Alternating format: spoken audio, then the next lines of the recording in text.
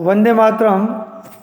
आज कक्षा 10 सामाजिक विज्ञान में नया पाठ के साथ खनिज और ऊर्जा संसाधन, इसका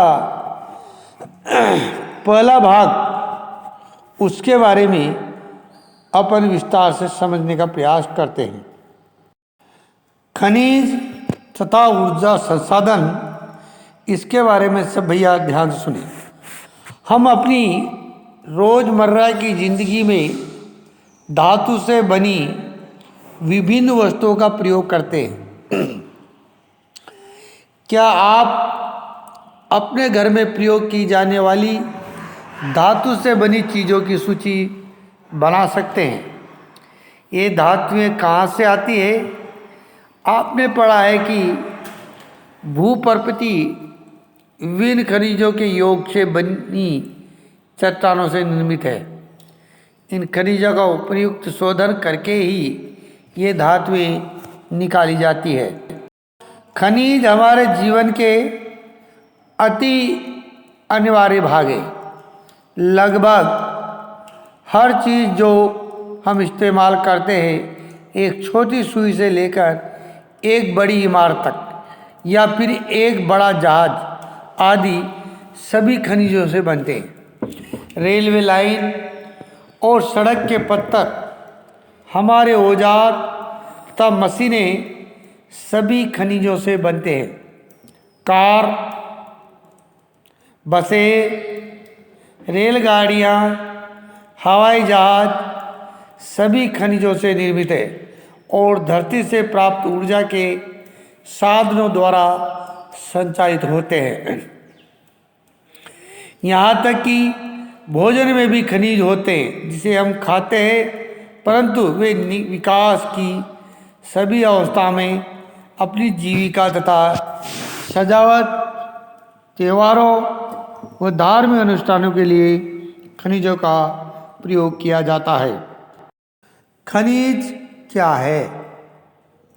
भूवैज्ञानिकों के अनुसार खनिज एक प्राकृतिक रूप से विद्यमान समरूप तत्व है जिसकी एक निश्चित आंतरिक संरचना है।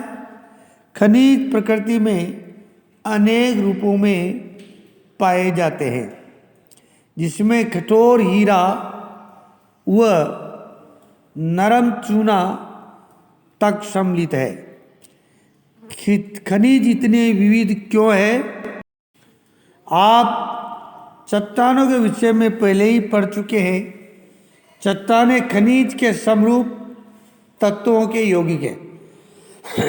कुछ चट्टानें जैसे चूना पत्थर केवल एक ही खनिज से बनी है, लेकिन अधिक से चट्टानें विभिन्न अनुपातों में अनेक खनिजों का योग है।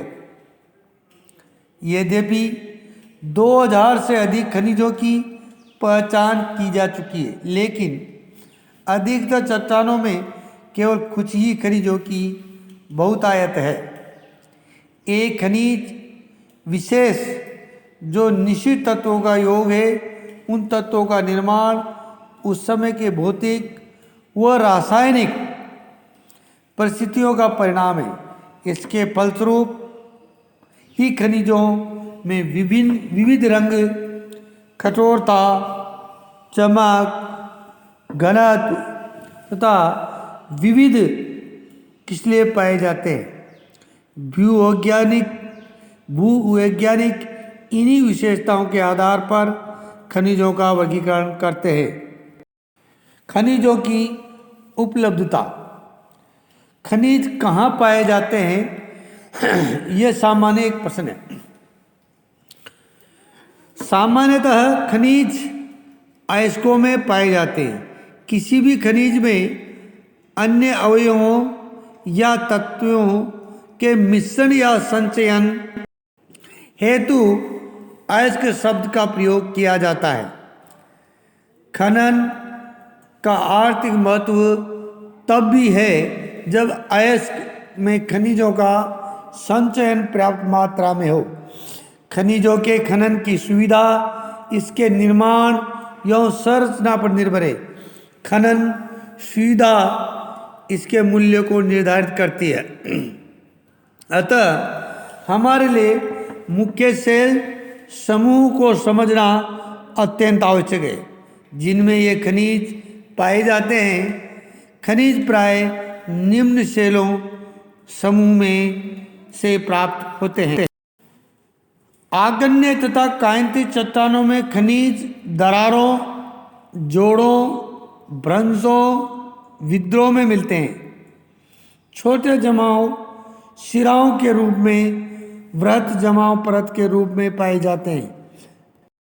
इनका निर्माण भी अधिकतर उस समय होता है जब ये तरल अथवा गैस अवस्था में दरारों के सहारे भूपृष्ठ की ओर धकेले जाते हैं। ऊपर आते हुए ये ठंडे होकर जम जाते। मुख्य धातु खनिज जैसे जस्ता, तांबा, जिंक और सीसा आदि इसी तरह सिराओं व जमाओं के रूप में प्राप्त होते हैं।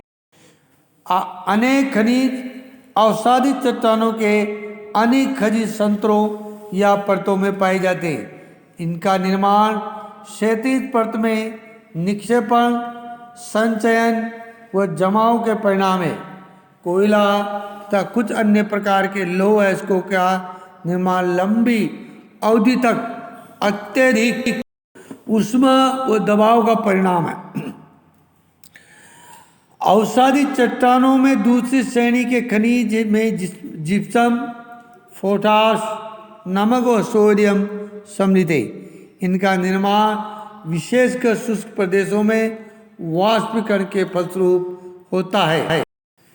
खनिजों के निर्माण की एक अन्य विधि धरातलीय चट्टानों का अपघटन है। चट्टानों के घुलनशील तत्वों के अपरदन के पश्चात अयस्क वाली अवशिष्ट चट्टानें रह जाती है। बॉक्साइट का निर्माण इसी प्रकार होता है। पहाड़ियों के आधार पर तथा घाटियों तल की रेत में जलोढ़ जमाव के रूप में भी कुछ खनिज पाए जाते हैं। ये निक्षेप, प्लेसर निक्षेप के नाम से जाने जाते हैं।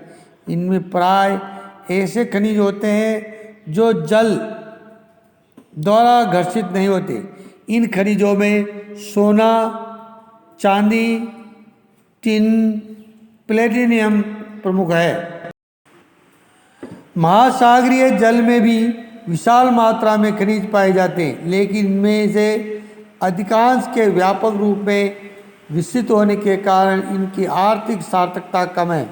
फिर भी सामान्य नमक, मैग्नीशियम तक ब्रोमाइन इन ज़्यादातर समुद्र जल से ही प्रग्रहित होते हैं।